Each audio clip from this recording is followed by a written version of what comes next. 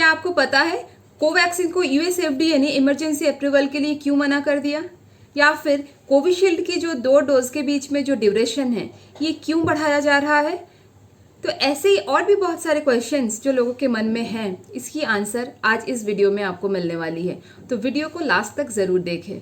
Hello friends, मैं हूं doctor Swarnali और आप जुड़े हैं मेरे चैनल में, जहां हम बात करते हैं साइंस, हेल्थ और कोरोना वायरस के विषय पर बिल्कुल साइंटिफिक, ऑथेंटिक और लेटेस्ट इन्फॉर्मेशन के साथ। तो जिन लोग पहली बार मेरे इस चैनल को देख रहे हैं, प्लीज चैनल को सब्सक्राइब कीजिए ताकि सारी इंपॉर्टेंट इन्फॉर्मेशन आपको बिल्कुल समय पर उपलब्ध हो। तो पहले बात करते हैं कि कोवैक्सीन को यूएस एफडीए ने इमरजेंसी अप्रूवल के लिए क्यों मना कर दिया। दोस्तों, ये जो न्यूज हम पढ़ रहे हैं या मीडिया में देख रहे हैं बार बार, ये न्यूज एक्चुअली अधूरी न्यूज है। यूएस एफडीए ने सिर्फ कोवैक्सीन को ही नहीं, ऐसे और भी वैक्सीन को फिलहाल इमरजेंसी अप्रूवल के लिए मना किया है।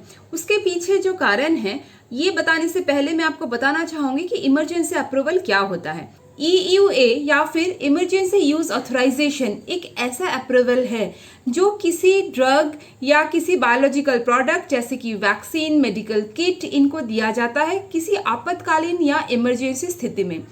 जैसे कि आप जानते हैं, कोई भी ड्रग या बायोलॉजिकल प्रोडक्ट जैसे वैक्सीन, इसकी अप्रूवल के लिए पहले क्लिनिकल ट्रायल करनी पड़ती है। क्लिनिकल ट्रायल एक ऐसा मेथड है जहां पर एक 4 स्टेप की बहुत लंबी प्रोसेस परफॉर्म किया जाता है। ये जो 4 स्टेप है, इसमें से phase 1, phase 2, phase 3 and phase 4, ये 4 स्टेप इन्वॉल्व होते हैं। फेज 1 और 2 में देखा जाता है कि ये जो नई ड्रग है या नया वैक्सीन है, इसकी सेफ्टी या एफिकेसी कितनी है। सेफ्टी मतलब जब हम लोगों को ये दे रहे हैं तो इसमें क्या साइड इफेक्ट या टॉक्सिक इफेक्ट प्रोड्यूस हो सकता है वो, और एफिकेसी मतलब जब हम ये किसी को दे रहे हैं तो ये उसके ऊपर कितनी कारगर है। जिस बीमारी के लिए हम ये वैक्सीन दे रहे हैं उस बीमारी के अगेंस्ट में ये वैक्सीन कितना इफेक्टिव है, ये है एफिकेसी स्टडी। तो ये फेज 1 और फेज 2 ट्रायल में किया जाता है। फेज 3 ट्रायल में हम ये देखते हैं कि ये वैक्सीन जब हम दे रहे हैं लोगों को तो वो कितना इफेक्टिव है उन लोगों की कंपैरिजन में जिनको वैक्सीन नहीं दिया गया है या जिनको ये नई ड्रग नहीं दी गई है। तो फेज 3 में एक कंपैरेटिव ट्रायल होता है। तो ये जो स्टेप्स हैं, ये होने के बाद कंपनी जिन्होंने ये ट्रायल किया वो एफडीए को उसकी रिपोर्ट सबमिट करती है। इस रिपोर्ट में पूरे डाटा, पूरी रिजल्ट, हर चीज इंक्लूड करके एफडीए को एक बहुत लंबी रिपोर्ट जमा किया जाता है। एफडीए इस रिपोर्ट की पूरी छानबीन करती है और फिर अगर लगता है कि हाँ ये रिपोर्ट सेटिस्फैक्ट्री है, ये रिजल्ट बहुत अच्छा है, तो फिर उस ड्रग को अप्रूवल मिलती है या उस वैक्सीन को अप्रूवल मिलता है एफडीए की तरफ से कि हाँ आप इसको अभी मार्केट कर सकते हो, मतलब लोगों के ऊपर दिया जा सकता है। और यहाँ पर फेज 3 के बाद ही ये वैक्सीन या ड्रग लोगों को दिया जाने लगता है। और इसके बाद ये ट्रायल खत्म नहीं होती है। जब ये मार्केट में आ गई, लोग इसका यूज करना चालू कर दिए, उसके बाद इसकी फेज 4 ट्रायल जो है वो चलती रहती है। तो आप समझ सकते हैं ये जो पूरा प्रोसेस है ये काफी लंबी होती है। तो पूरे क्लिनिकल ट्रायल का जो प्रोसेस है इसको कंप्लीट होने में कई बार 8 से 10 साल भी लग जाती है। तो कोविड वैक्सीन के केस में क्या हुआ, अभी ये बात करते हैं। कोविड एक ऐसा इमरजेंसी सिचुएशन है जहां पर हम 8 से 10 साल वेट करके एक नई वैक्सीन या नई ड्रग बनाएंगे, ऐसा पॉसिबल नहीं है, क्योंकि ये बीमारी इतनी ही सीवियर है और एग्रेसिव है। तो इस वजह से एफडीए ने एक इमरजेंसी यूज ऑथराइजेशन का एक अलग क्लॉज रखा है। ये क्लॉज कोई नई नहीं है या फिर ऐसा नहीं है कि ये कोविड वैक्सीन के लिए ही बनाया गया है। 2005 में जब एंथ्रैक्स का केस सामने आया था तब भी इमरजेंसी यूज अप्रूवल का प्रोविजन रखा गया था और उस समय भी एंथ्रैक्स के अगेंस्ट में जो वैक्सीन आई थी मार्केट में वो भी अंडर EUA ही आई थी। उसके बाद H1N1 या फिर इबोला वायरस, इन सभी के केस में ऐसे इमरजेंसी यूज अप्रूवल के साथ वैक्सीन मार्केट में आई है और लोगों के ऊपर उसके यूज हुआ है। तो कोविड के केस में ये नया नहीं है इमरजेंसी यूज ऑथराइजेशन। अभी कोविड जैसे इमरजेंसी सिचुएशन में जब हमारे पास इतनी समय नहीं है तो एफडीए ने क्या किया, कंपनीज को बोला गया कि आप आपके जो सेफ्टी और इफेक्टिवनेस की जो डाटा है फेज 1, 2, 3 में आपने जो डाटा पाया है वो एफडीए को आप सबमिट करिए। ये जो डाटा है ये एफडीए ने चेक किया और एफडीए को अगर लगा कि ये सेटिस्फैक्ट्री है तो एफडीए ने उसको इमरजेंसी यूज अप्रूवल की परमिशन दे दिया। अब आप पूछेंगे कि फुल अप्रूवल या नॉर्मल जो एफडीए की ड्रग अप्रूवल का प्रोसेस होता है उससे इमरजेंसी यूज ऑथराइजेशन का डिफरेंस क्या है। बेसिक डिफरेंस ये है कि फुल अप्रूवल के लिए जितनी लंबे समय तक स्टडी करना पड़ता है, इमरजेंसी यूज ऑथराइजेशन के लिए उतनी लंबी समय स्टडी करने की ज़रूरत नहीं है। पहला डिफरेंस ये है। दूसरा जो डिफरेंस है, फुल अप्रूवल के लिए जब हम जाते हैं तो उसमें जितने नंबर ऑफ वॉलेंटियर्स इन्वॉल्व होते हैं, मतलब नई ड्रग या वैक्सीन को जितने लोगों में प्रयोग करके देखते हैं, उसका जो नंबर है वो काफ़ी ज़्यादा होता है। 5,000 से लेकर 10,000 तक भी हो सकता है। बट इमरजेंसी यूज ऑथराइजेशन के केस में ये जो नंबर ऑफ वॉलेंटियर्स हैं ये भी काफ़ी कम होता है। कई बार 200 से लेकर 500 तक भी ये नंबर हो सकता है। तो ये है दूसरा डिफरेंस। तो इसके मतलब ये बिल्कुल नहीं है कि इमरजेंसी यूज ऑथराइजेशन में ड्रग या वैक्सीन की सेफ्टी या इफेक्टिवनेस स्टडी अच्छे से नहीं किया गया है। स्टडी करने के लिए जो पैरामीटर्स है वो दोनों के केस में ही सेम है। स्टडी करने के लिए क्या क्या क्राइटेरिया रहता है वो दोनों के केस में ही सेम है। तो ड्रग की जो सेफ्टी और इफेक्टिवनेस की जो डाटा है फेज 2 और 3 क्लिनिकल ट्रायल की, वो उसमें कोई भी कंसिडरेशन नहीं है। खाली समय की कमी है और नंबर ऑफ वॉलेंटियर्स जो इन्वॉल्व रहते हैं वो कम संख्यक होते हैं। अभी हम बात करते हैं कि कोवैक्सीन को इमरजेंसी यूज ऑथराइजेशन अमेरिका में क्यों नहीं मिली। इसकी जो मेन कारण है वो ये है कि अमेरिका में फिलहाल वैक्सीन की कोई कमी नहीं है। वहाँ पर जितनी वैक्सीन की स्टॉक उन्होंने बनाया है वो सफिशिएंट है।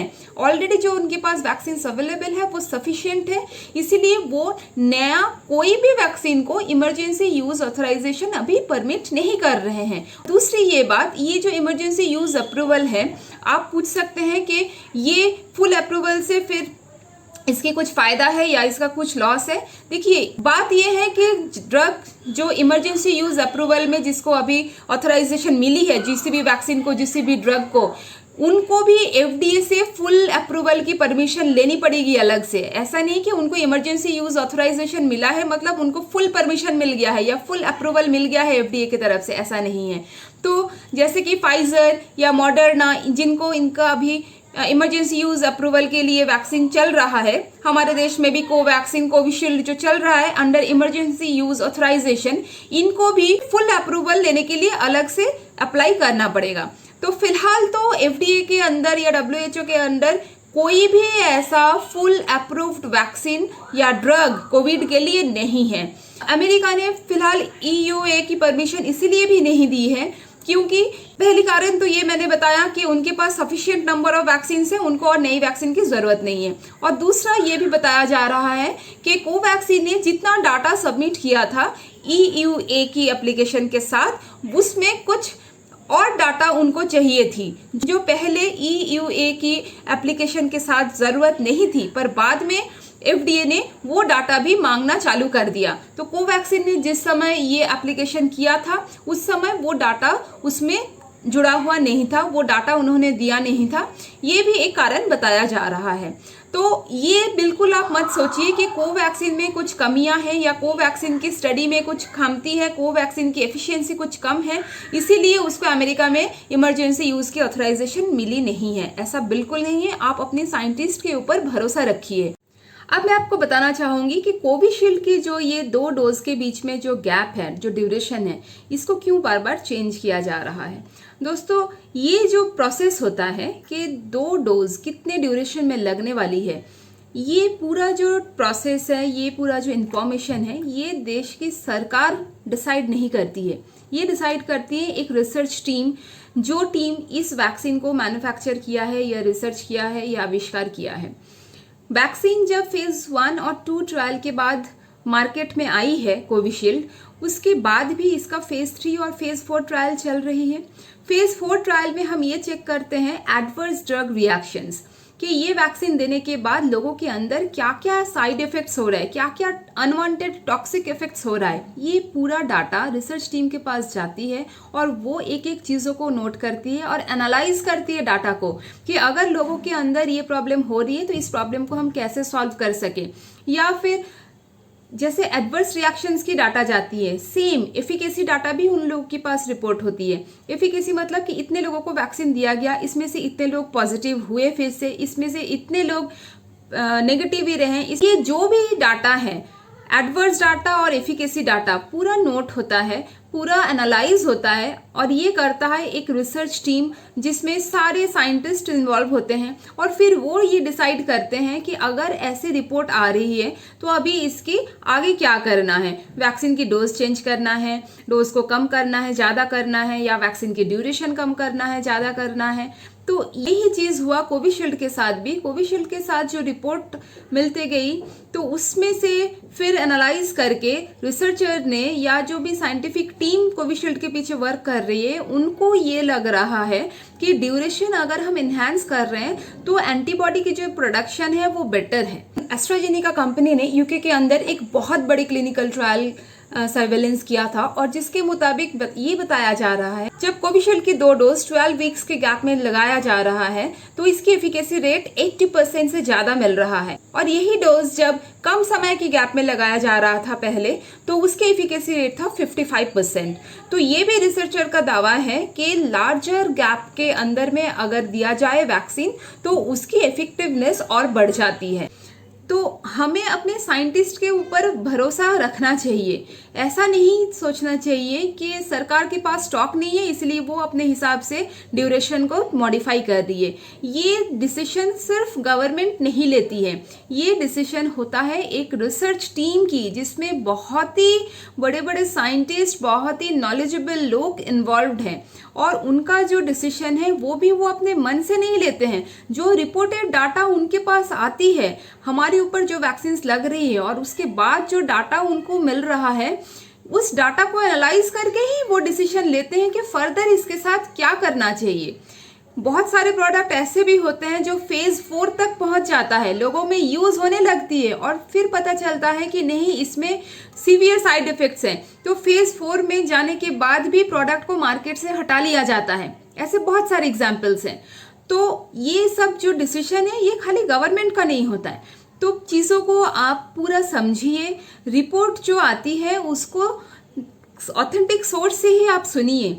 मीडिया बहुत बार आधी अधूरी न्यूज़ फैलाती है, कई बार ये जानबूझ के किया जाता है, कई बार किसी और कारण से। ये इस चीज़ को मैं हाईलाइट नहीं करना चाहती हूँ, बट आप अपने साइंटिस्ट्स के ऊपर भरोसा रखिए कि जो भी रिजल्ट है, जो भी डिसीजन आती है, वो हमारे बेटरमेंट के लिए ही है।